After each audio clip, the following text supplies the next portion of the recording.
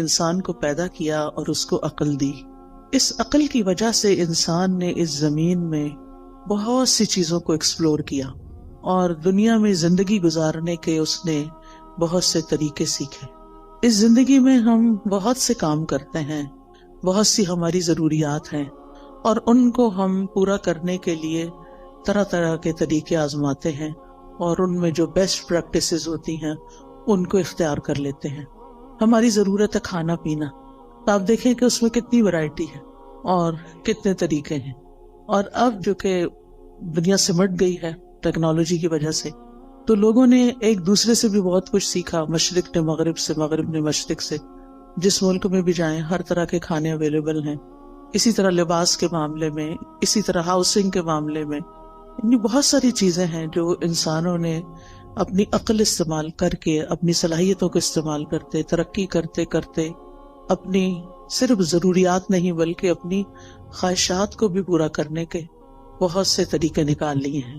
اسی طرح انسان کا لباس ہے، انسان کے باقی زندگی کے کام کاج ہیں. لیکن اللہ سبحانہ وتعالیٰ نے انسان کو صرف جسم نہیں دیا، اور صرف جسم کی ضروریات نہیں دی کہ جس میں انسان عقل استعمال کرے. انسان کو اللہ نے روح بھی دی ہے، اور اس کی اپنی ضروریات ہیں اور اس کے اپنے تقاضے ہیں. لیکن روح کی ضروریات پوری کرنے کے لیے اللہ سبحانہ وتعالیٰ نے انسان کو صرف عقل کے حوالے نہیں کیا کہ وہ اپنی عقل سے سوچے کہ اس کو کیا کرنا چاہیے اور کیا نہیں کرنا چاہیے. پھر یہ بات بھی ہے کہ انسان اس دنیا میں اکیلا نہیں ہے. ہم کہیں بھی کسی آئی لینڈ پہ جا کے نہیں رہ سکتے، ہمیں انسانوں کے ساتھ رہنے کی ضرورت ہوتی ہے.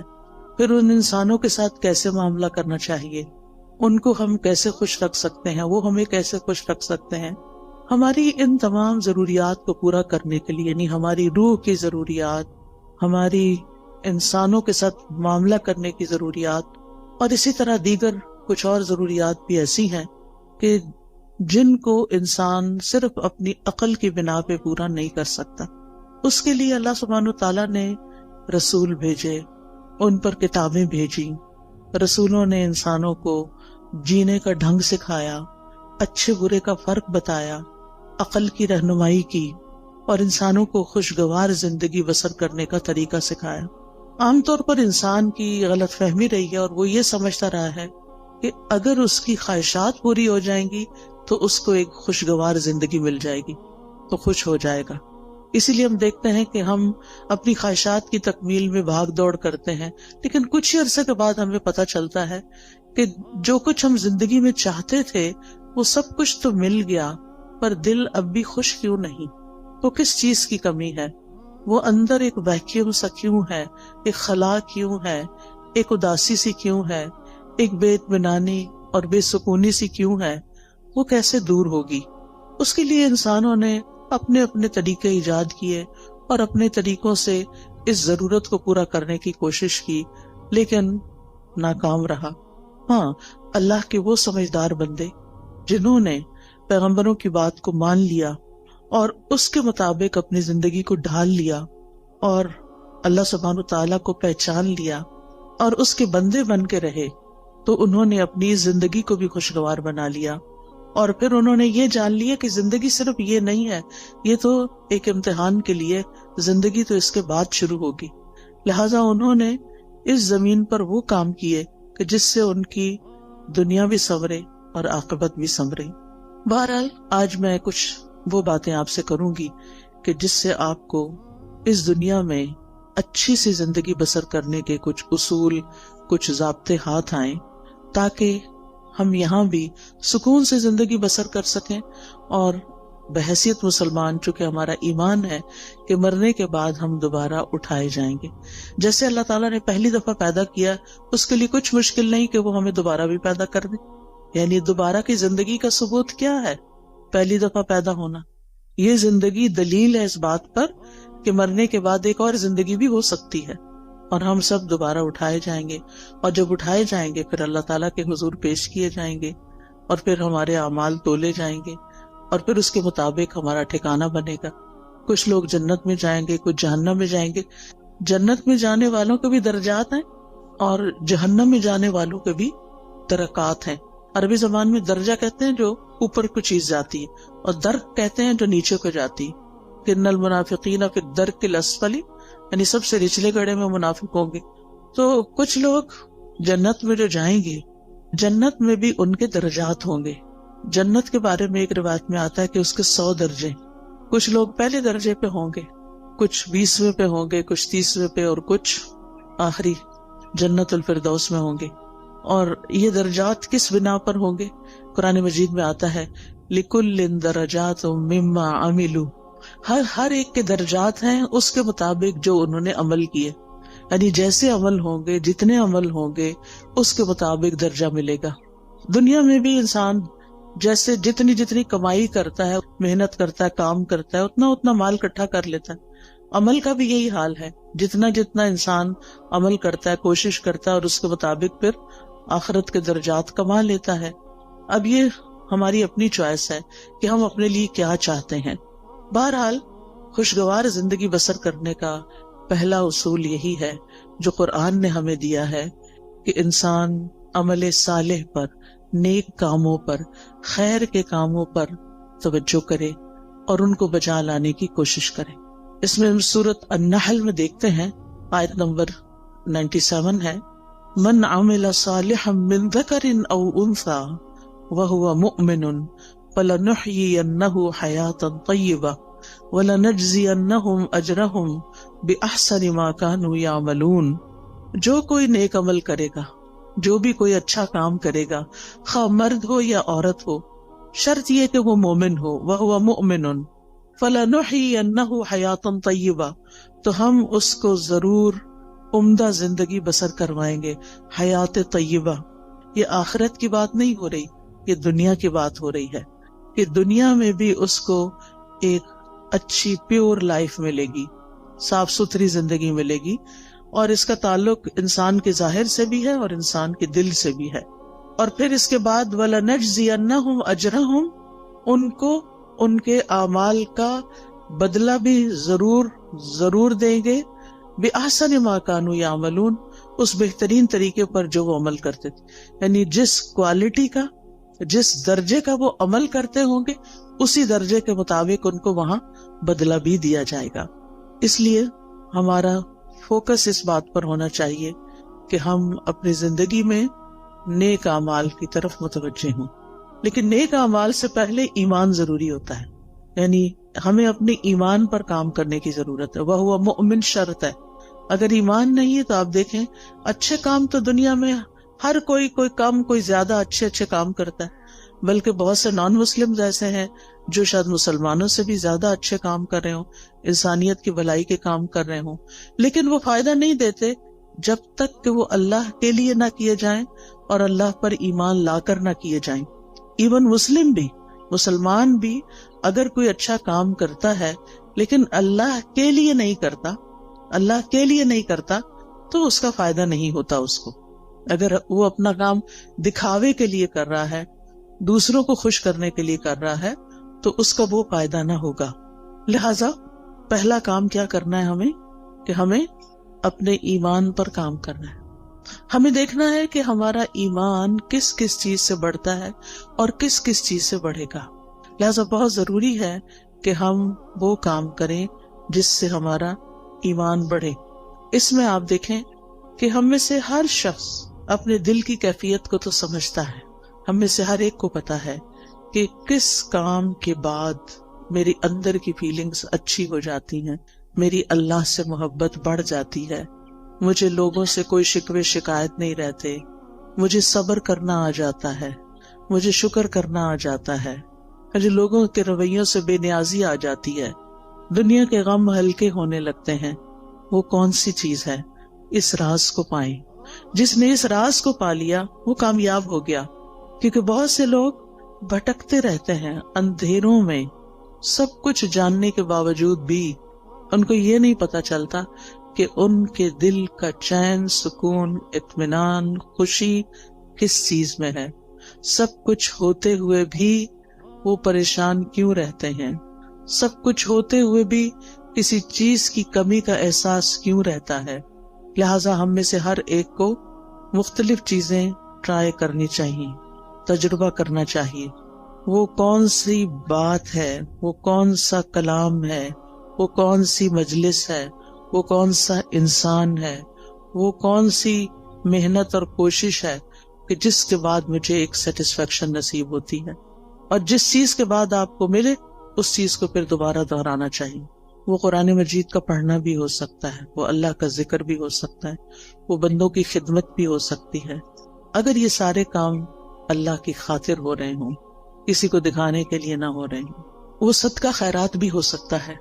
نبی صلی اللہ علیہ وسلم نے فرمایا کہ تم آگ سے بچو خواہ کھجور کا ایک ٹکڑا، یعنی پوری کھجور بھی نہیں، بشق تمرہ، شق کہتے ہیں یعنی اگر جب اس کو دو حصوں میں توڑا جائے تو وہ ہر دو حصہ شق جانب، یعنی اس کا ایک پیس جو ہے کھجور کا ایک پیس، اندر تو گٹلی ہوتی، اگر وہ پوری کھجور بھی نہیں دے سکتے، آدھی کھجور دے کے بھی تم اس کو پا سکتے ہو، یعنی آگ سے بچ سکتے ہو، تو ایسا ضرور کرو۔ کہنے کا مطلب یہ ہے کہ ہم اپنی زندگی میں صرف اپنی خواہشات کی تکمیل نہ کریں، صرف اپنی خواہشات کے پیچھے نہ دوڑتے رہیں، بلکہ ان کاموں کے پیچھے جائیں، خواہ ان میں محنت لگتی ہو، خواہ ان میں تکلیف ہوتی ہو، خواہ ان میں کچھ قربانی کرنی پڑتی ہو، لیکن اس کے نتیجے میں ہمیں سکون قلب حاصل ہوتا ہو۔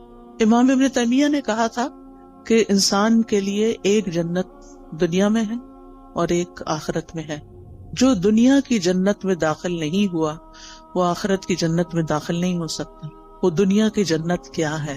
وہ دنیا کی جنت دل کا سکون ہے، دل کی راحت ہے، دل کی ٹھنڈک ہے، دل کا اطمینان ہے، دل کی خوشی ہے کہ جس سے انسان ہر طرح کے حالات میں ایک پرسکون انسان رہتا ہے۔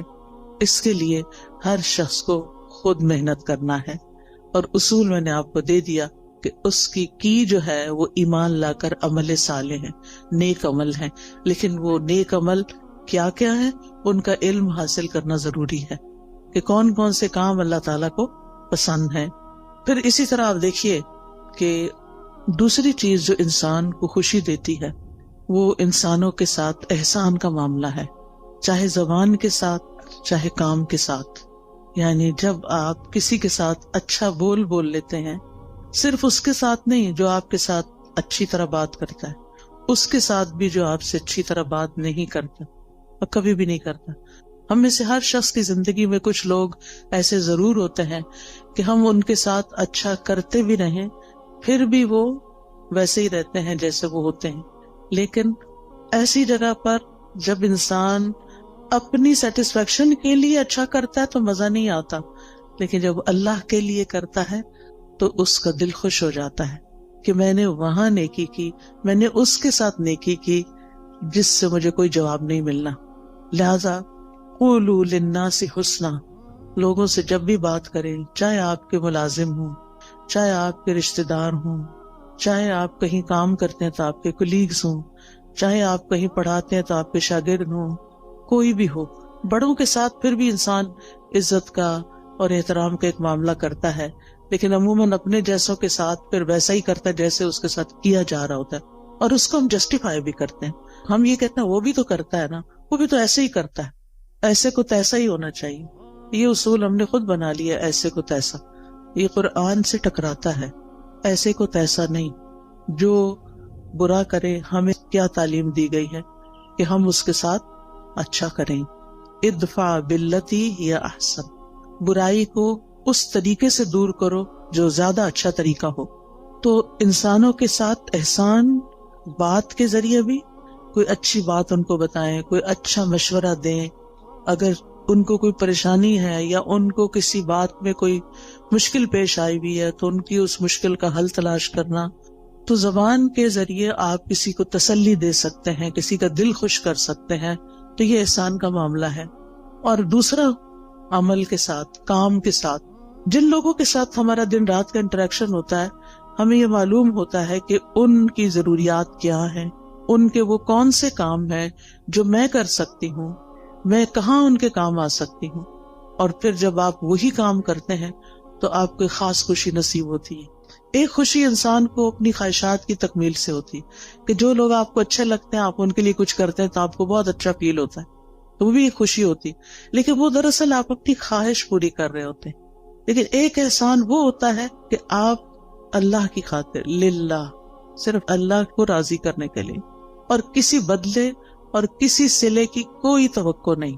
انما نطعمکم لوجہ اللہ لا نرید منکم جزاء ولا شکورا. ہم تو تمہیں صرف اللہ کی خاطر کھلا رہے ہیں، ہم تم سے نہ کوئی بدلہ چاہتے ہیں، شکریہ بھی نہیں چاہتے، حتیٰ کہ ہم یہ بھی نہیں آپ پہ بوجھ ڈالتے کہ آپ ہمارے لیے دعا کریں. کیونکہ سلف صالحین کسی نیکی کے جواب میں دعا کا مطالبہ کرنے کو بھی بدلہ سمجھتے تھے. وہ کہتے تھے کہ کسی سے یہ مت کہو کہ میں نے آپ کے ساتھ یہ کیا ہے جو بس آپ مجھے اس کے بدلے میں دعا دے دیں. نہیں، وہ خود دے دے تو یہ اس کا احسان ہے اور اس کو دینی چاہیے. کیونکہ انسان بعض اوقات کسی کی نیکی کا، کسی کے احسان کا بدلہ اس شکل میں نہیں دے سکتا جو احسان اس نے ہم پہ کیا ہوتا ہے. ہاں، دو شکل میں ہم اس کو بدلہ دے سکتے ہیں.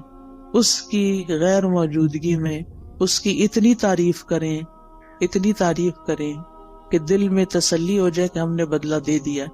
یہ بدلہ دینے کا ایک طریقہ ہے.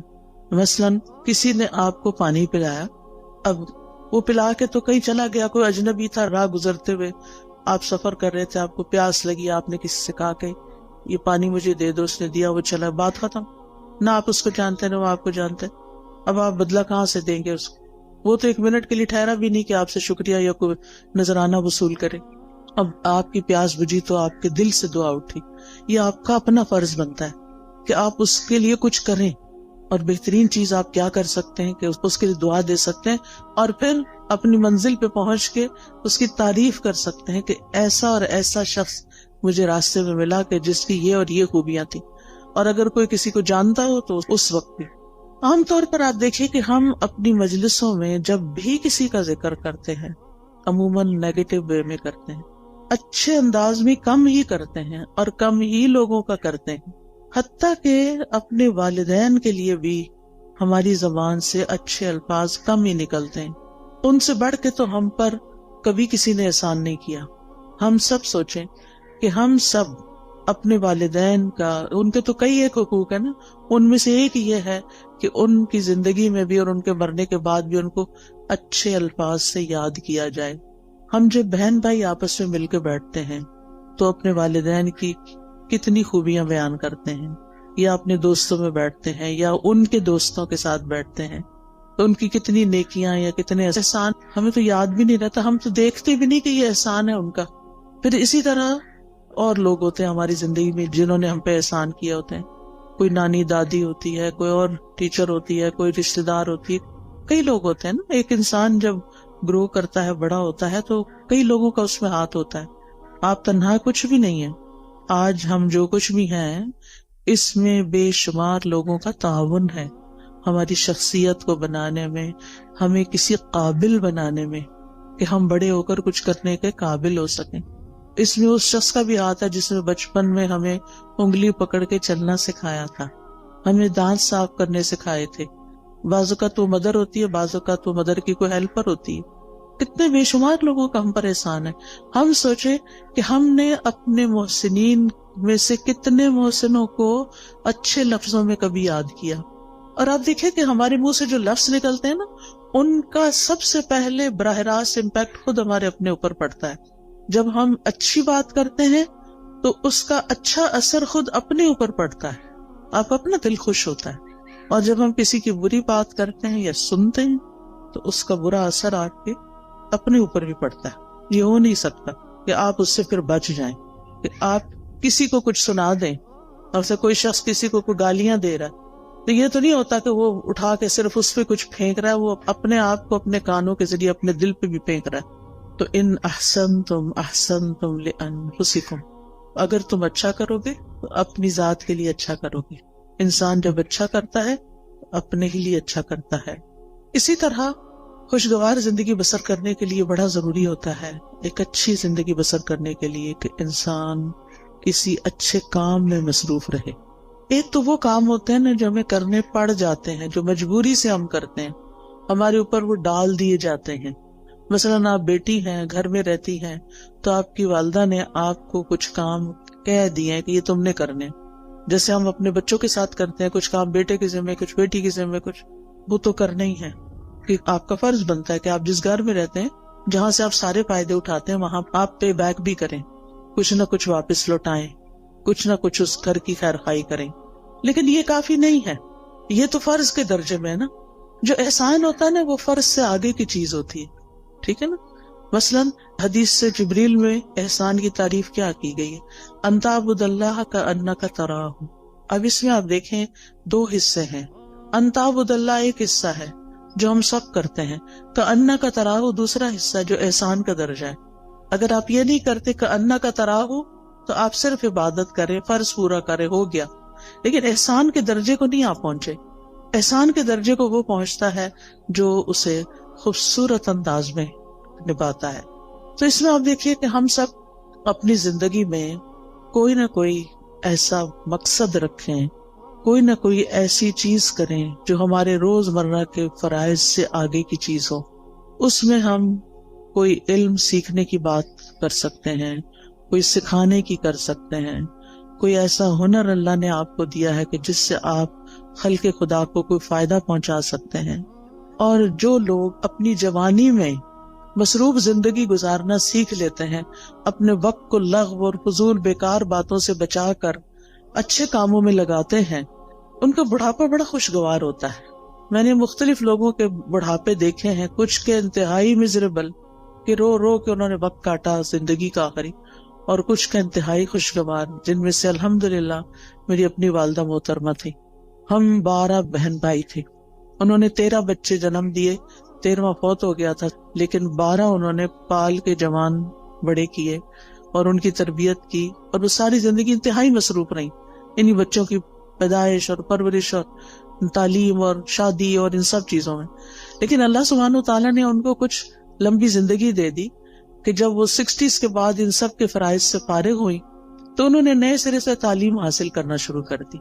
انہوں نے باقاعدہ داخلہ لے کے الہدیٰ میں تعلیم القرآن میں کورس کرنا شروع کیا، نوٹس بنانے شروع کیے، ٹیسٹ دینے شروع کیے. اسٹوڈنٹس کے ساتھ اتنے ہمبل طریقے سے بیٹھتی تھی کہ جیسے وہ بھی ایک اسٹوڈنٹ ہے، یونیفارم پہنتی تھی، اور بچیوں کے ساتھ ایسی دوستی رکھی ہوئی تھی جیسے کسی اپنے ہم عمر کے ساتھ ہوتی. بے شمار بچیاں ان سے مشورے لیتی، کوئی کچھ بات کرتی، کوئی کچھ، یعنی سب کی وہ نانی اماں تھی. اور پھر ایک دفعہ کورس ختم ہوا، پھر دوبارہ شروع کر دیا، پھر تجوید کورس میں داخلہ لے لیا. تجوید کورس کے لیولز ہوتے ہیں، پھر وہ اگلے لیول میں لے لیے، حتیٰ کہ ایک تجوید کا لیول کا آفٹر نون میں 1 ویک کورس شروع ہوا، اس میں بھی داخلہ لے لی. اب وہ صبح 8 بجے سے آئی بھی ہوتی تھی اور پھر میرے گھر پہ آرام کرتی، اور پھر وہ شام کا کورس اٹینڈ کر کے 70s میں تھی جب ان کی وفات ہوئی، 78 ایئرس کی تھی وہ. اور اس کے باوجود وہ کسی دن اپنی کلاس مس نہیں کرتے. وہ بہن بھائیوں میں سے جو ملنے جاتا وہ کہتا آپ آرام کریں، آپ کیوں اپنے آپ کو تکلیف دیتے. لیکن وہ صبح سویرے وہ اپنے کام پہ پہنچی ہوتی تھی. اور جس دن وہ بیمار ہوئی ہیں اس سے ایک دن پہلے بھی وہ اپنی کلاس میں آئی ہیں اور اپنا سارا دن وہاں پورا کیا ہے، اور شام کو کسی کو ملنے کے لیے بھی گئی ہیں. اور پھر اگلے دن صبح اٹھی ہیں تو ان کو تکلیف شروع ہوئی ہے، جس میں ان کی ڈیتھ 2-3 دن کے بعد ہو گئی. اور نہ ان کی زبان پہ کسی کا شکوہ، نہ کسی سے گلہ، نہ کسی سے کوئی توقع، کون میرے پاس آتا ہے اور کون نہیں. اور اگر ہم جاتے بھی تھے نا، جیسے بہن بھائی ماشاءاللہ ایک کے بعد ایک، تو تھوڑی دیر بات چیت کرتی تھی، وہ کہتے اچھا میری ذرا سورت رہتی ہے، ہر روز سورت بقرہ پوری پڑھنی. پھر آل عمران بھی شروع کر دی کہ جب پتا چلا کہ 2 سورتیں قیامت کے دن 2 بادلوں کی شکل میں ہوں. اور پھر اپنے ہاتھ سے ڈیلی الہدیٰ میں صدقہ کرنا. الحمدللہ ان کے بعد بھی اب تک ہم نے وہ سلسلہ جاری رکھا ہوا ہے کہ جس طرح وہ خود آ کے ہر روز سیدھی جا کے صدقہ کرتی ہیں، بھیجتی کہ جا کے ڈال کے آئیں. تو الحمدللہ تو جو عادتیں انسان ڈال لیتا نا اپنے اندر کسی نہ کسی کام کی مصروفیت رکھنے کی. ٹھیک ہے اگر آپ کے اس وقت بچوں کی وجہ سے بہت مصروفیت ہے، آپ ریگولر 4 دن کا کورس جوائن نہیں کر سکتے، فل ٹائم نہیں کر سکتے، آپ ہفتے میں 1 دن کر لیں. آپ باقاعدہ طالب علم بنیں، آپ پڑھیں، سبق یاد کریں، ٹیسٹ کریں، تب آپ کو پتا چلے گا آپ کہاں کھڑے ہیں. اس پڑھنے میں اور صرف ایک لسنر کے طور پہ سن کے اٹھ کے بلا دینے میں بہت بڑا فرق ہے. جب آپ باقاعدہ طالب علم بنتے ہیں، اور طالب علم کے تو اجر ہی بہت بڑا ہے کہ جو شخص علم کے راستے پہ چلا وہ جنت کے راستے پہ چلا. تو چاہے ہفتہ وار کلاس لیں، چاہے ڈیلی لیں، چاہے صبح کی لیں، چاہے شام کی لیں، چاہے رات کی لیں، چاہے آن لائن لیں، یعنی کوئی طریقہ اپنے لیے ضرور سوچیں. یا پھر اگر آپ نے سب کچھ کر لیا اور آپ ون سبھی وہ کرتے ہیں پھر بھی ٹائم ہے تو خدمت خلق، سوشل ورک کا کوئی نہ کوئی کام ضرور کریں. غریب لوگوں سے جا کے ملیں، کچی بستیوں میں جائیں، جو ان پڑھ لوگ ہیں ان کو پڑھائیں، جو ضرورت مند ہیں ان کی ضروریات پوری کریں. نہیں، آپ کے آس پاس بہت سے لوگوں کی آپ خدمت کر سکتے ہیں. تو جو کسی کے ساتھ احسان کا معاملہ کرتا ہے وہ احسان واپس اس پہ لوٹ کے آتا ہے، یعنی واپس آپ کی طرف ہی آئے گا. دنیا میں بھی آپ کو فائدہ دے گا، آپ کی زندگی خوشگوار ہو جائے گی، آپ کے غم دور ہو جائیں گے، اور آخرت میں تو فائدہ دے گا ہی دے گا. مسلمان کو جب قبر میں دفن کیا جاتا ہے، اور قبر کی تنہائی تو آپ کو پتہ ہے کوئی بھی ساتھ نہیں جاتا، اس وقت صرف عمل ساتھ جاتے ہیں.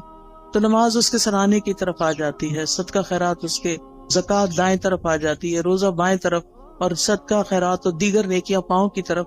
لہٰذا کوئی بھی عذاب کسی طرف سے بھی آنے کا رستہ نہیں رہتا، اور وہ یہ چیزیں اس کو پروٹیکٹ کرتی ہیں.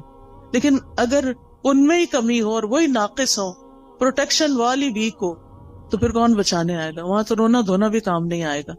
لوگ مزے سے اپنے بستروں میں سوئے ہیں، اور قبر کا عذاب سہنے والا اندھیری کوٹڑی میں اکیلے مصیبت میں پڑا ہوا ہے، جس کا کوئی فریادی نہیں ہے، کوئی پوچھنے والا نہیں. تو ابھی ہمارے پاس ٹائم ہے، ابھی ہماری زندگی ہے، کیوں نہ ہم ایسے کام کریں کہ اس دنیا میں بھی جئیں تو اطمینان کے ساتھ جئیں، اور آگے بھی اطمینان کے ساتھ رہیں. پھر اسی طرح آپ دیکھیں کہ ایک اور چیز کا آپ خیال رکھیں کہ ماضی میں جو کچھ ہو چکا اس پر غمگین نہ رہا کریں، ریگریٹس نہ کیا کریں، بہت بس توبہ کر لیا کریں. جو ہو چکا سو ہو چکا، اب وہ ہاتھ سے نکل چکا ہے. اب ہمارا معاملہ اللہ تعالیٰ کے ساتھ ہے، اور وہ غفور الرحیم ہے، رحمان الرحیم ہے. لہٰذا اس سے ہم اچھا حسن ظن رکھتے ہیں کہ وہ ہمیں معاف کر دے گا. لہٰذا جتنی بھی غلطیاں جو جانتے ہیں جو نہیں جانتے، ان سب پر ہم توبہ کرتے رہیں، استغفار کرتے رہیں، لیکن غم نہ کریں. کیونکہ بعضوں کے شیطان انسان کو غمگین رکھتا ہے. وہ کیا چاہتا ہے کہ انسان اسی طرح الجھتا رہے اپنے غموں میں اور کچھ نہ کرے. تو آپ نے اس کے پھندے میں نہیں آنا. اس نے کہنا کہ میرا معاملہ اللہ کے حوالے ہے، مجھے اپنے رب سے اچھی امید ہے. اور حدیث میں ہمیں کیا تسلی دی گئی ہے کہ اللہ اپنے بندے کے ساتھ کیسا معاملہ کرتا ہے، جیسا وہ اس کے بارے میں گمان کرتا ہے. اسی طرح مستقبل کا ہم غم فکر بھی نہ کیا کریں. میں ہمیشہ سوچتی ہوں جس رب نے اب تک پالا ہے، اب تک سنبھالا ہے، آگے بھی وہی رب ہے. جس چیز کے بارے میں بھی فکر آنے لگتی ہے تو میں اپنے مائنڈ کے اندر اس چیز کو ایسے ریپ کرتی ہوں، اور پھر میں کہتی ہوں اللہ تعالیٰ یہ آپ کے حوالے. جیسے موسیٰ علیہ السلام کی والدہ نے موسیٰ علیہ السلام کو ریپ کیا اور باسکٹ میں ڈالا اور دریا کی نظر کیا اور کہا یہ آپ کے حوالے. ایسے ہی امیجنیشن میں جو چیز بچوں کے بارے میں فکر ہے تو ان کو بھی اسی طرح ریپ کر کے اللہ کے حوالے کر دیا کروں. میں باقاعدہ بولتی ہوں یہ لفظ، اللہ آپ نے موسیٰ علیہ السلام کی جیسے حفاظت کی تھی ایسے ہی میرے بچے کی آپ حفاظت کریں. یوسف علیہ السلام کا جو ماحول تھا سارا وہ کیسا تھا؟ مصر میں کسی اسلامی ماحول میں تھے، کسی اسلامی اسکول میں جا رہے تھے، یا کسی اسلامی درسگاہ میں تھے، یا کسی مسجد میں بیٹھے رہتے تھے. وہاں تو مسجد نام کی کوئی چیز نہیں تھی، وہاں تو کچھ نہیں تھا ان کے پاس. ہر طرف برائی کے مواقع تھے. کس نے حفاظت کی؟ اللہ نے حفاظت کی. ہر وقت بچوں کے لیے پریشان نہ رہا کریں. آپ کہا کریں کہ اللہ میں نے ان کو تیرے حوالے کیا، آپ نے یوسف علیہ السلام کی حفاظت کی تھی، آپ میرے بچے کے ایمان اور دین کی بھی حفاظت کریں. اور اللہ کرے گا. تو جس چیز کے بارے میں آپ فکر کرتے ہیں نا اس کے لیے اپنی تدبیر ضرور کریں، کوشش کریں، محنت کریں، لیکن ہر چیز ہمارے ہاتھ میں نہیں ہے، اللہ کے ہاتھ میں ہے. اور اللہ کا جب اذن ہوتا ہے تو وہ چیز ہو جاتی ہے. انما امرہ اذا اراد شیئا ان یقول لہ کن فیکون. تو اس طرح اپنے بوجھوں سے آزاد ہوں تاکہ آپ شرح صدر کے ساتھ حال میں اس وقت جو کام کر رہے ہیں اس پہ فوکس کریں. مثلاً میں اگر اس وقت پڑھا رہی ہوں، کچھ سکھا رہی ہوں، اور میں غم لگا کے بیٹھی بھی ہوں کسی اور چیز کا، تو میں کوالٹی نہیں دے سکتی. آپ اگر یہاں بیٹھے ہوئے اور سوچ رہے ہیں کوئی گھر میں مسئلے کا، تو آپ کا آدھا دل ادھر ہے آدھا ادھر ہے، آپ ڈیوائیڈڈ ہیں، آپ انجوائے نہیں کر سکتے. اس وقت آپ سب کچھ چھوڑ کے آئے ہیں، ریلیکس ہو جائیں، سکون سے بیٹھیں، اطمینان سے سنیں، اپنے لیے کچھ پک کریں، یاد رکھیں، ساتھ لے کے جائیں، اور اس کے مطابق زندگی بسر کریں تاکہ یہاں آنے کا کچھ فائدہ ہو آپ کو. تو اپنے سارے خیالات کو کیا کرنا ہے، اکٹھا کر کے اس نقطے پہ فوکس کرنا ہے جو آپ اس وقت کام کر رہے ہیں. پھر ایک اور چیز جو دلوں کو بڑا اطمینان دیتی ہے اور وہ ہے اللہ کا ذکر. اٹھتے بیٹھتے چلتے پھرتے ہر موقع کا ہمیں ذکر سکھا دیا گیا. آپ سیڑھی چڑھ رہے ہیں تو آپ اللہ اکبر کہیں، آپ اتر رہے ہیں تو سبحان اللہ کہیں، آپ کہیں انٹر ہو رہے ہیں تو بسم اللہ پڑھیں، آپ کہیں سے نکل رہے ہیں تو دعا پڑھ لیں، آپ گاڑی میں بیٹھے ہیں تو دعا پڑھ لیں، آپ گھر میں داخل ہوئے تو پڑھ لیں، آپ گھر سے نکل رہے ہیں تو پڑھ رہے ہیں، کھانا کھانے لگے تو آپ پڑھ لیں، کھانا کھا چکے ہیں تو دعا پڑھ لیں، آپ سونے لگے ہیں تو دعا پڑھ لیں، کوئی آ گیا ہے تو سلام دعا میں دعائیں ہیں. یعنی کون سی چیز ایسی ہے جس کے بارے میں ہمارے دین نے ہمیں رہنمائی نہیں دی اور ہمیں دعائیں نہیں سکھائی؟ ہمیں پتہ نہ ہو تو وہ الگ بات ہے. لہٰذا کثرت سے اللہ کا ذکر. قرآن مجید میں اللہ تعالیٰ اپنے مومن بندوں اور بندیوں کی صفت یہ بیان کرتے ہیں وَالذَّاكِرِينَ اللَّهَ كَثِيرًا وَالذَّاكِرَاتِ، کہ وہ کثرت سے اللہ کا ذکر کرنے والے ہیں، مرد بھی اور عورتیں بھی. اور اس کے علاوہ فارغ اوقات میں ڈرائیو کر رہے ہیں، آپ گھر کے کام کاج کر رہے ہیں، کھانا پکا رہے ہیں، لانڈری کر رہے ہیں، کلیننگ کر رہے ہیں، کچھ بھی کر رہے ہیں، آپ کی زبان اللہ کے ذکر سے تر رہے، کیونکہ اللہ تعالیٰ کا وعدہ ہے الا بذکر اللہ تطمئن القلوب. اور یہ بھی آتا ہے الذین آمنوا وتطمئن قلوبہم بذکر اللہ. وہ لوگ جو ایمان لائے ہیں، ایمان والے جو ہیں، ان کے ذکر، اللہ کے ذکر سے ہی اطمینان پاتے ہیں. اگر ذکر، کچھ لوگ کہتے ہیں ذکر بھی کرتے پر چین نہیں آ رہا، پھر اپنے ایمان پہ کام کریں، کیونکہ اللہ تعالیٰ نے ایمان والوں کی تو یہی صفت بیان کی کہ ان کو اللہ کے ذکر سے چین آ جاتا ہے، ان پہ یہ دوائی کام کر جاتی ہے. اور اگر آپ پر یہ دوائی کام نہیں کر رہی تو پھر دوائی کا قصور نہیں ہے، کچھ مشکل آپ کے اندر ہے، کیونکہ ذکر تیر بہدف نسخہ ہے. تیر بہدف کا مطلب ہوتا ہے نشانے پہ جا کے لگتا ہے، جس قسم کی آپ کو تکلیف ہو اس کا علاج ہے. پھر اسی طرح اپنی روز مرہ کی گفتگو میں اللہ کی نعمتوں کا ذکر شروع کر دیں، اللہ کی نعمتوں کو دیکھنا شروع کریں، چھوٹی چھوٹی باتوں پر شکر ادا کریں. مثلاً آپ واش روم میں جاتے ہیں، ٹیپ کھولتے ہیں، گرم پانی آتا ہے، صرف ہاتھ دھو کے وضو کر کے نہا کے باہر نہ نکلیں، بلکہ کیا کریں، دل ہی دل میں، ادھر اللہ کا ذکر تو نہیں ہم نے کرنا ہوتا واش روم میں کھڑے ہو کر، دل ہی دل میں کریں شکر ہے، شکر، لفظ شکر منہ سے نکالتے جائیں. شکر کا لفظ بولنا تو واش روم میں منع نہیں، شکر ہے، شکر ہے، شکر ہے. اسی طرح کوئی بھی اور چیز جو آپ کے گھر میں اللہ نے آپ کو سہولت دی ہوئی ہے، مثلاً سردی ہے اور اللہ نے آپ کو ہیٹر جیسی نعمت دی ہوئی ہے، آن کرتے ہوئے آف کرتے ہوئے اللہ تیرا شکر ہے تو نے یہ نعمت دے رکھی ہے. کتنے ہی لوگ ایسے ہیں جن کے پاس یہ نعمت نہیں ہے، کتنے ہی لوگ ہیں جن کے پاس پورا لباس بھی نہیں ہے، ان کے پاس آپ جیسی رضائی بھی نہیں ہے، ان کے پاس جوتے بھی نہیں ہیں، جرابیں بھی نہیں ہیں، پورا کھانا بھی نہیں ہے. ہمیں تو سردی لگتی ہے، کہتے ہیں چائے کا کپ پی لو سردی ختم ہو جائے گی، یہ فلاں حلوہ کھا لو، فلاں کتنی سوغاتیں ہم نے بنائی ہوئی ہیں سردیوں کی اپنی سردی کو دور کرنے کے لیے. کیسی کیسی نعمتیں اللہ نے دی ہیں. یعنی صرف کھانے کی حد تک تھوڑی رہتے ہیں ہم سب کہیں نہ کہیں سے کچھ نہ کچھ بچا کے کر کے ہم اپنے لیے کچھ نہ کچھ ایکسٹرا بنا لیتے ہیں. کتنے لوگ ہیں جن کے پاس یہ سب کچھ، پھر بھی ہم روتے ہیں کیونکہ ہم شکر ادا نہیں کرتے. آپ چل سکتے ہیں، آپ بول سکتے ہیں، آپ کو کوئی اچھی سی خوشبو آتی ہے، شکر، اللہ تیرا شکر. اللہ کی نعمتوں پر شکر ادا کرنا سیکھیں. اور لوگوں سے بھی بات کریں تو نعمتوں کا ذکر کریں، مسائل کا نہ ہر وقت کریں. مشکل پتہ کیا ہے، ہم صرف مسائل کو ڈسکس کرتے ہیں، یہ مسئلہ پیش آ گیا، وہ مسئلہ پیش آ گیا، یہ مسئلہ حل نہیں ہوا، وہ مسئلہ حل نہیں. شوہر گھر آئے گا تو مسائل کی پٹاری کھل جائے گی، بچوں سے ملاقات ہوگی تو مسائل ہیں، کیوں ہر وقت مسائل کی باتیں کریں. مسائل جس وقت یاد آئے نا، دیر اینڈ دین دل ہی دل میں اللہ کو پکار لیا کریں، اللہ تعالیٰ یہ مسئلہ تو ہے، بس آپ حل کر دیں، سارے خزانے تیرے ہاتھ میں، آپ نہیں کرنا ہے. اور واقعی ہم نے خود تو کرنا نہیں ہوتا، کوشش ضرور کریں، لیکن بندوں کے پاس حال کوئی نہیں ہے. بندے آپ کی طرح یا آپ سے بھی زیادہ کمزور ہوتے ہیں. جن بندوں پہ ہم ریلائے کر رہے ہوتے ہیں وہ بعض اوقات ہم سے بھی کمزور ہوتے ہیں. اسی لیے اللہ تعالیٰ نے قرآن مجید میں ایک مثال دی ہے. اللہ کے سوا جنہوں نے اور سہارے بنا رکھے ہیں، اولیاء بنا رکھے ہیں، مددگار سمجھ رکھے ہیں، ان کی مثال مکڑی کی طرح ہے جو ایک گھر بناتی ہے، اور گھروں میں سب سے کمزور گھر مکڑی کا ہوتا ہے. اگر مثال کے طور پر کہیں مکڑی کا جالا لگا ہوا ہے اور آپ ذرا سلپ ہونے لگے، پکڑے ذرا جالے کو، سہارا دے گا آپ کو؟ نہیں، کمزور ہے وہ جالا. کمزوروں کا سہارا چھوڑ کر سب سے طاقتور کا سہارا پکڑیں، اللہ پر توکل کریں، اللہ کا سہارا لیں، اللہ سے مدد مانگیں، اس پر یقین رکھیں. ہر چیز اس کے ہاتھ میں ہے. بیدہ الملک، ساری بادشاہت، ساری ملکیت اسی کی ہے. وہو علی کل شیء قدیر، اور وہ ہر چیز پر پوری قدرت رکھتا ہے. پھر آپ دیکھیں کہ جو چیزیں آپ کو پریشان کرتی ہیں نا، ان کی کسی وقت لسٹ بنا لیں. مجھے یہ بھی فکر ہے، مجھے یہ بھی فکر ہے، یعنی کیا کیا کیا کیا کیا کیا پریشان کر، کیا کیا غمگین کر. ہاتھ پہ ہاتھ رکھ کے نہیں بیٹھے رہیں، لسٹ بنائیں.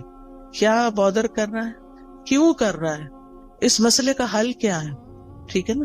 تو ان مسائل کے حل کی کوشش بھی کرنی ہے. مسائل لکھ لینے، اس کا حل. پھر آپ دیکھیں کہ کن لوگوں کے پاس اتنی عقل سمجھ ہے کہ جو اس کو جان. مثلاً آپ بیمار ہوتے ہیں، کس کے پاس جاتے ہیں؟ یہ کس کے پاس جانا چاہیے؟ سب چپ بیٹھے ہیں، لگتا جاتے ہی نہیں ہے. ڈاکٹر کے پاس. ڈاکٹر شفا دیتا ہے؟ نہیں، تو پھر کیوں جاتے ہیں؟ ذریعہ بنتا ہے. ٹھیک ہے. اس کوشش کی وجہ سے جو ہم پر لازم کی گئی ہے کہ کوئی مسئلہ پیش آ جائے تو اس کو دور کرنے کے لیے کوشش کریں، یہ یقین رکھتے ہوئے کہ کوشش ہماری طرف سے اور شفا اللہ کی طرف سے. ہم جا رہے ہیں ڈاکٹر کے پاس، ڈاکٹر اپنے علم کی روشنی میں ہمیں مشورہ دے گا، دوائی دے گا، اس دوا میں شفا اللہ ڈالے گا. ایسے سوچا کریں. ٹھیک ہے. گیزر خراب ہو جائے تو کس کے پاس جاتے ہیں؟ پلمبر کے پاس. اسی طرح جس قسم کا کوئی مسئلہ پیش آتا ہے زندگی میں، اس کا حل کس کو اللہ نے سکھایا، کون ہو سکتا ہے، بس اس کے پاس جائیں. ہر ایک کے سامنے. یہ نہیں کہ دوست کا فون آیا تو اس کو کہانی سنا، آج گیزر خراب ہو گیا تھا، پھر ٹھنڈا پانی تھا، پھر یہ ہو گیا. وہ کتنا وقت اپنا بھی ضائع کر اس کو بھی بیزار کیا. وہ کیا کر سکتی ہے اپنے گھر میں بیٹھی ہوئی آپ کے گیزر کے لیے؟ ہاں، یہ ہو سکتا ہے. آپ کو نہیں پتا کسی اچھے پلمبر یا کسی اچھے کام کرنے والے، آپ اسے یہ کہہ سکتی آج یہ مسئلہ پیش آیا ہے، تمہارے علم میں کوئی ہے جو یہ مسئلہ حل کر سکے؟ اگر ہے تو ٹھیک، ورنہ آگے چلو، کوئی اور بات کرو. ہم عقل کا ثبوت نہیں تھا. ہر بات ہر ایک سے نہیں کرنی ہوتی. ہم سمجھتے ہیں جو سامنے آ گیا، جو مل گیا، اس کو ہم اپنی کہانی سنا دیں گے کہ مسئلہ حل ہو جائے گا. ایسا نہیں ہوتا مسئلہ حل. پھر اگر وہ حل نہیں کرتا، یا ہم اگر اسے غلط توقع، غلطی ہماری، غلط توقع ہم نے رکھی، پھر اگر مسئلہ حل نہیں ہوا تو پھر ہمیں اس سے شکوہ ہو جاتا ہے، پھر ہم اس سے ناراض ہو جاتے ہیں. اس نے تو میرے لیے کچھ کیا ہی نہیں. بھئی وہ بیچارہ کر ہی نہیں سکتا تھا، غلطی تو آپ کی کہ آپ نے اس کو پکڑا. ٹھیک ہے. اور ویسے بھی جب تک مسئلہ حل نہیں ہوتا نا، تو اپنے آپ کو تسلی دینے کے لیے سوچا کریں کہ مجھ سے بھی زیادہ بہت سے لوگ ایسے ہیں جن کے اس سے بھی زیادہ مسائل ہیں. کوئی بیماری آ گئی، اللہ نہ کرے، اس میں آپ کیسے پرسکون رہ سکتے ہیں؟ ان سب کا سوچیں جو اس بیماری میں مبتلا ہیں، بلکہ اس سے بھی ورس کنڈیشن ہے. تو آپ اللہ کا شکر ادا کرنے لگ جائیں کہ شکر ہے میں اس طرح کے مسئلے میں نہیں ہوں، اور اللہ نے مجھے وہ ساری سہولتیں دی ہیں کہ میرا علاج ہو سکتا ہے. کتنے لوگ ہیں جو اپنا علاج کرا سکتے ہیں، اور کتنے لوگ ہیں جن کو اچھے ڈاکٹرز مل سکتے ہیں. لہٰذا نعمتوں کا ذکر کرتے رہیں اور غموں کا ازالے کی کوشش میں لگے رہیں. پھر اسی طرح ماضی کے ایسے واقعات، ایسے حادثات جنہوں نے آپ کی زندگی کو، کچھ انسانوں کے ساتھ آپ کا معاملہ گڑبڑ ہوا، کچھ اور اس طرح کے گریوینسز ہیں، ان کو نا کہیں کھود کے زمین میں دفنا دے سب کو. وہ پنجابی میں کہتے ہیں نا مٹی پاؤ، ان پہ لٹرلی مٹی ڈالیں. آپ نا اپنے امیجنیشن سے کام لیا کریں کہ آپ امیجنیشن میں گڑھا کھود رہے ہیں، اور پھر اس میں وہ سارا مسئلہ ڈال کے، اوپر مٹی ڈال کے دفن کر دیا اور بلا دیا، بس ختم. کوئی بات بھی کرے تو کہیں الماضی لا یذکر. عربی میں ایک محاورہ ہے، الماضی لا یذکر. ایک شخص کے بارے میں آتا ہے کہ اگر کوئی اس کو تکلیف دیتا یا کسی کے ساتھ اس کا کوئی ایسا معاملہ ہو جاتا، اور پھر وہ شخص شرمندہ ہو کے اس کے پاس آتا کہ مجھے معاف کر دو، میں نے فلاں وقت میں تمہارے ساتھ ایسا کیا، تو وہ یہی بولتا الماضی لا یذکر. ماضی کی باتیں نہیں دہراتے، جو ہو گیا ہو گیا، ذکر نہیں کروں. کہتے ہیں وہ فوت ہو گیا اور کسی کو خواب میں آیا کہ اللہ نے تمہارے ساتھ کیا معاملہ کیا، تو کہتا کہ الماضی لا یذکر، میرے بھی پچھلے سارے گناہ معاف کر دیے. تو انسان ہے نا، انسانوں سے ہمیں تکلیف پہنچ جاتی ہے، لیکن ہم نے رہنا بھی ان کے ساتھ ہوتا. تو پچھلی باتوں کا نہ کھوتے کو ریتے رہا کریں اور دعا کیا کریں اللہ میرے ذہن سے نکال دے یہ باتیں. بعض اوقات یہ ہوتا ہے کہ شادی کے موقع پر کوئی مسہب ہو جاتا ہے، شوہر کی طرف سے ایسی تکلیف پہنچتی ہے یا کسی اور کی طرف سے یا کبھی بچوں کی طرف سے بھی، اور وہ ہرٹ کرتی ہے باقاعدہ. ان سب کو نکال دے زندگی سے ایز اف ہوئی نہیں. پھر ایک بڑی خوبصورت دعا ہے نبی صلی اللہ علیہ وسلم کی جو زندگی کو خوبصورت بنانے کے لیے فائدہ مند ہے. اللہم اصلح لی دینی الذی ہوا عصمت امری واصلح لی دنیای التی فیہا معاشی واصلح لی آخرتی التی فیہا معادی واجعل الحیات زیادۃ لی فی کل خیر واجعل الموت راحۃ لی من کل شر. یہ دعا زبانی یاد کر لیں اور اس کو دن میں کم از کم ایک دفعہ تو ضرور پڑھا کریں. ساری چیزیں ٹھیک ہو جائیں گی.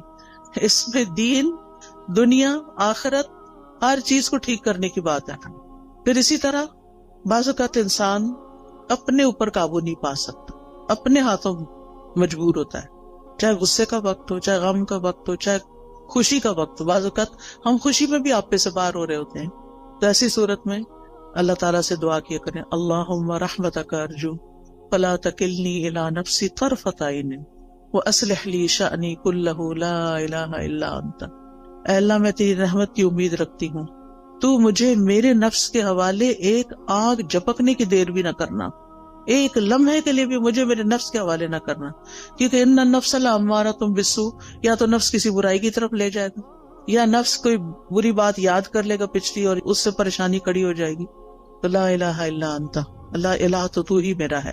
تو انشاءاللہ یہ دعائیں دل کو مضبوط کرتی ہیں، اور پھر جب دل مضبوط ہو جاتا ہے تو اللہ پہ توکل بڑھ جاتا ہے، اور جو اللہ پہ توکل کرتا ہے اللہ اس سے کافی ہو جاتا ہے. وَمَن يَتَوَكَّلْ عَلَى اللَّهِ فَهُوَ حَسْبُهُ، جو اللہ پہ توکل کرتا ہے اللہ اس کا کام بنا دیتا ہے. پھر اسی طرح یہ ہے کہ اپنی زندگی میں اچھے لوگوں کے حالات زندگی پڑھا کریں، صحابہ کے بارے میں، صحابیات کے بارے میں، نبی صلی اللہ علیہ وسلم کی سیرت، قصص القرآن، کیسے ان لوگوں نے صبر کیا، کیسے زندگیاں گزاری، نیک لوگوں کے حالات، علماء کے حالات، محدثین کے، مفسرین کے، فقہاء کے، جنہوں نے کچھ کام کیے ہیں زندگی میں. آپ کو اس سے بہت خوشی ملے گی. ایسی کتابیں ہیں. جب میں یہاں پڑھتی تھی تو بہت لائبریریاں تھیں. دیال سنگھ لائبریری تھی، آئی ڈونٹ نو ابھی ہے یا نہیں. پھر اسی طرح یہ کلب روڈ پہ لائبریری تھی، میں اس میں بھی جایا کرتی تھی، مال پہ جو کلب روڈ پہ لائبریری. پھر اسی طرح یونیورسٹیز کی لائبریری، کالجز کی لائبریریز اور جگہوں پہ لائبریری. تو آپ ایسی کتابیں لا کے بھی پڑھ کے واپس کر سکتے ہیں، ورنہ ہی کہ اب تو نیٹ پہ ہر چیز اویلیبل ہے. ایسے لیکچرز اردو اور انگلش میں موجود ہیں جو حیات صحابہ اور صحابیات اور علماء امت کے بارے میں، مسلم ہیروز کے بارے میں موجود ہیں، ان کو سنیں. اس سے یہ ہے کہ آپ کی زندگی صراط مستقیم پہ آئے گی، کیونکہ ہم ہر روز کہتے ہیں اہدنا الصراط المستقیم صراط الذین انعمت علیہم غیر المغضوب علیہم ولا الضالین. تو انشاءاللہ ان لوگوں کی زندگی میں آپ کو بڑی بڑی رہنمائیاں ملیں گی. پھر اسی طرح یہ ہے کہ زندگی میں اعتدال بڑا ضروری ہے.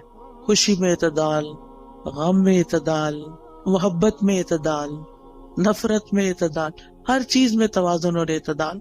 پھر اسی طرح لوگوں کے رحم و کرم پہ خود کو نہیں چھوڑنا کہ انہوں نے کچھ کہہ دیا تو آپ پریشان ہو گئے، انہوں نے کوئی تعریف کر دی تو آپ خوش ہو گئے.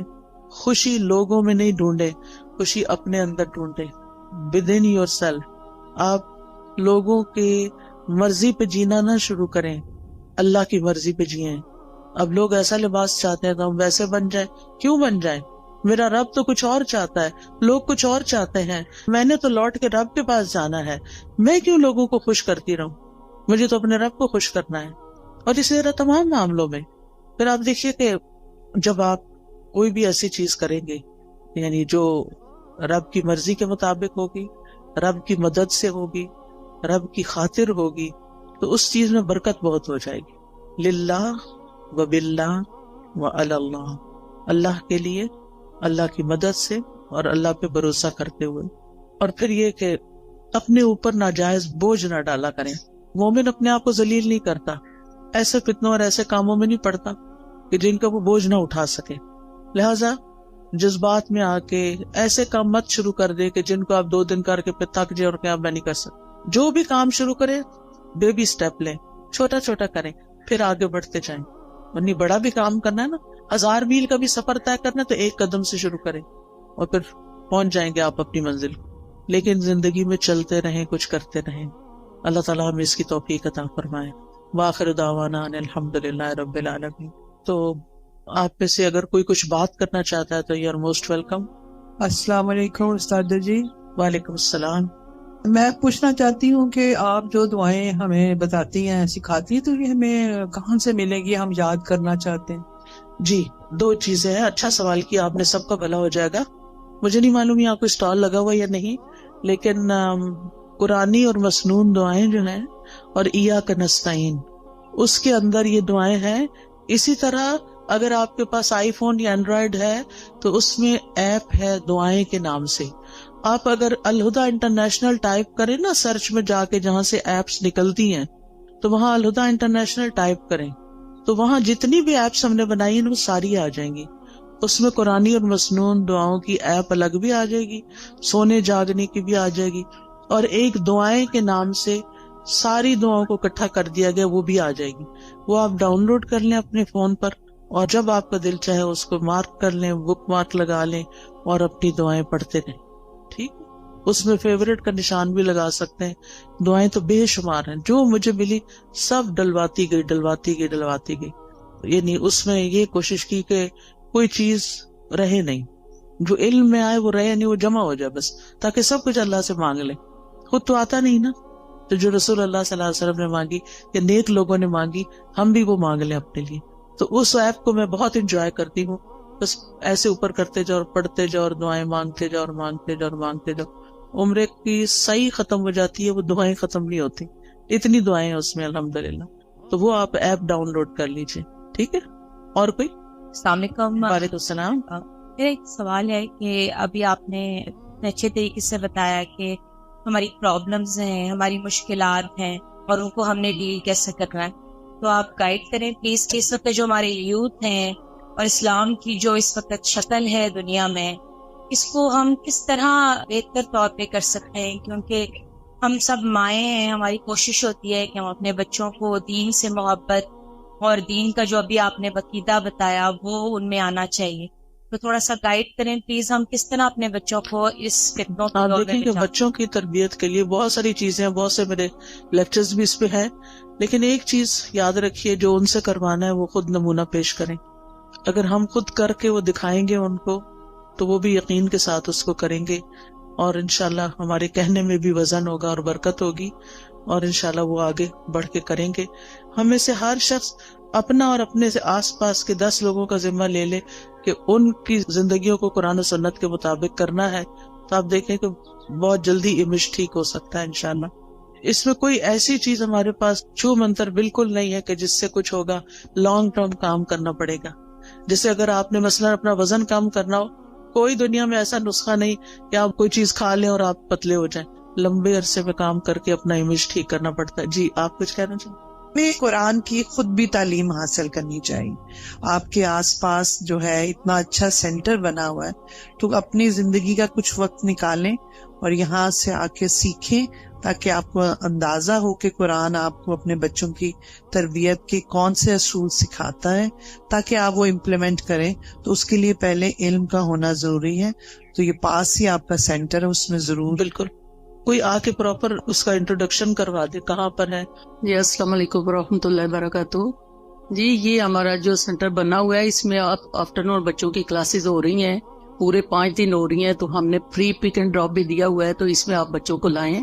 بچے الحمدللہ سیکھ رہے ہیں, تو آپ بچوں کو ادھر کروائیں. تو اس لیے یہ سب نے جو 408 ای بلاک, تو آپ بچوں کو بھیجیں تو بچے انشاءاللہ سیکھیں گے. آپ لوگ خود بھی آئیں, عورتوں کے لیے بھی کورسز ہیں, بچیوں کے لیے بھی ہیں, اور شام کو جو ہے وہ بچوں کی کلاسز ہو رہی ہیں. تو یہ سوسائٹی سے بہت لوگ آ رہے ہیں, یہ کماہا سے آ رہے ہیں, جٹول سے آ رہے ہیں. تو آپ بچوں کو ادھر لائیں تو بچے انشاءاللہ سیکھیں گے. السلام علیکم. کسی کو اور تو نہیں کچھ کہنا؟ السلام علیکم. جی وعلیکم السلام. میں آپ سے بات کرنا چاہتی ہوں کہ آپ سسٹم کی بات کریں. اللہ تعالیٰ قرآن پاک میں حاکم سے مخاطب ہے, تو سسٹم کی بات نہیں آپ کرتی ہیں, آپ قرآن کی ساری باتیں. جی آپ صحیح کہتی ہیں. اللہ تعالیٰ نے قرآن مجید میں یا ایھا الذین آمنوا کہا ہے. بہت دفعہ ایمان والوں کو ہی خطاب کیا ہے, جس میں صرف حاکم نہیں ہوتے, سبھی ہوتے ہیں. اور جو کوئی بھی سسٹم بنتا ہے نا وہ انسان بناتے ہیں. اگر یعنی سسٹم کسی بلڈنگ کا نام نہیں، سسٹم کسی دیوار کا نام نہیں، کسی مشین کا نام نہیں. سسٹم بنا بھی لیے جائیں تو ان کو امپلیمنٹ انسان کریں گے. کیا ہمارا ملک اسلام کے نام پر نہیں لیا گیا؟ کیا ہمارے ملک کا آئین اسلامی نہیں ہے؟ کیا ہمارے ملک میں بہت سے قوانین اسلامی نہیں ہیں؟ لیکن جتنے ہیں، میں نہیں کہتی سارے، لیکن جتنے ہیں وہ بھی کیوں نہیں امپلیمنٹ ہو رہے؟ کیونکہ ایسے افراد نہیں ہیں. ہم سب کو افراد کی تیاری کی کوشش کرنی چاہیے، خود بھی صحیح ہوں اور افراد کو بھی تیار کریں تاکہ وہ اس سسٹم کو چلائیں. ٹھیک ہے؟ اور کوئی؟ السلام علیکم. وعلیکم السلام. میں اور میرے بچے آپ کا بہت فین ہے. آج مجھے بڑی خوشی ہو رہی ہے، میں نے آپ کو دیکھا ہے بائی فیس. جی، بات یہ ہے کہ ہم لوگ جب نماز پڑھتے ہیں تو مجھے یہ اکثر کنفیوژن ہوتی ہے کہ میں کئی دفعہ باقاعدہ بیٹھ کے میں دعا نہیں کر سکتی. اکثر ایسا ہوتا ہے. تو یہ ہاتھ باندھ کے دعا کرنا یہ بھی ایک بہت ثواب کا کام ہے. مجھے اکثر ایسے کام ہوتے ہیں کہ مجھے چلنا پھرنا پڑ جاتا ہے. تو اس میں کوئی مجھے فرق تو نہیں پڑتا، کیونکہ اللہ تعالیٰ کہتا ہے چلتے لیٹتے اٹھتے بیٹھتے آپ دعا کر سکتے. جی کر سکتے ہیں. تو نماز کے بعد کی اسپیشلی جو دعا، نماز کے بعد جو شخص مصلی پہ بیٹھ کے دعا کرتا ہے اس کا فائدہ بہت ہے. اللہ تعالیٰ فرشتہ مقرر کر دیتے ہیں جو اس بندے کے لیے جو مصلی پہ بیٹھ کے دعائیں کر رہا ہو یا ذکر کر رہا ہو، اس کو دعائیں دیتے ہیں. اللہم اغفر لہ، اللہم ارحمہ، اللہ اس کی بخشش فرما، اس پہ رحم فرما. لہٰذا اگر آپ نیچے نہیں بیٹھ سکتے آپ کرسی پہ وہیں بیٹھ جائیں. ٹھیک ہے؟ لیکن بیٹھ کے کریں، الا یہ کہ آپ کا کوئی ایسا کام ہے، آپ کو جلدی اٹھنا ہے، بچوں کا ناشتہ بنانا ہے، کوئی اور کام کرنا ہے، تو پھر دعائیں نہ چھوڑیں، ساتھ ساتھ بھی کر لیں. افضل یہ ہے کہ بیٹھ کے کریں. السلام علیکم استاذہ. وعلیکم السلام. استاذہ میں آپ کی جو جدہ سینٹر ہے اس میں ابلا ستارہ اور ابلا ہمنا کی طالبہ ہوں. ٹھیک ہے. مجھے بہت خوشی ہوئی آپ کو یہاں پر بھی دیکھ کے. جدہ میں میری آپ سے ملاقات ہو چکی ہے. ٹھیک ہے.